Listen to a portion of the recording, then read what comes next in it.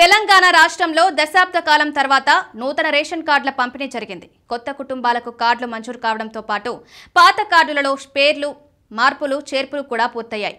ఈ కొత్త లబ్ధిదారులతో సహా పాత కార్డుదారులు కూడా ఇకపై ప్రభుత్వం సరఫరా చేసే సన్న బియ్యాన్ని స్వీకరిస్తున్నారు. ఈ నేపథ్యంలో లబ్ధిదారులకు మల్టీపర్పస్ సంచుల్లో బియ్యం అందించేందుకు ప్రభుత్వం ఒక బృహత్తర కార్యక్రమానికి శ్రీకారం చుట్టింది.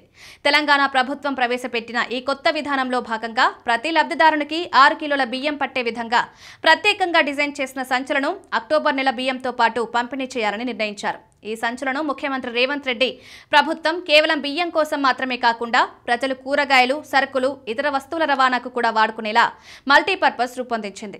ఈ సంచులు ప్లాస్టిక్ వాడకాన్ని తగ్గించేందుకు పర్యావరణ హితంగా ఎక్కువ కాలం మన్నికగా ఉండేలా ప్రత్యేక శ్రద్ధ తీసుకుని తయారు చేశారు. వీటిని ఇప్పటికే అన్ని జిల్లా కేంద్రాలకు చేర్చగా సివిల్ సప్లై శాఖ అధికారులు మండలాల స్టాక్ పాయింట్లకు కూడా సరఫరా చేశారు.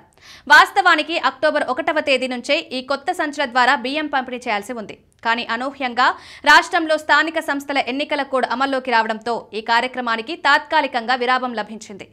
ఈ సంచులపై 3 రంగులు, ముఖ్యమంత్రి రేవంత్ రెడ్డి, మంత్రి ఉత్తమ్ కుమార్ రెడ్డి ఫోటోలతో పాటు ప్రభుత్వ 6 గ్యారంటీలకు సంబంధించిన లోగో కూడా ముద్రించారు. ఈ రాజకీయ గుర్తులు ముద్రించడం వల్లనే ఎన్నికల సంఘం ఈ రేషన్ బియ్యం సంచుల పంపిణీ ప్రక్రియను నిలిపివేసినట్లు తెలుస్తోంది. ప్రభుత్వం ఈ వినూత్న కార్యక్రమం ప్రస్తుతానికి వాయిదా పడటంపై లబ్ధిదారులు నిరాశ వ్యక్తం చేస్తున్నారు.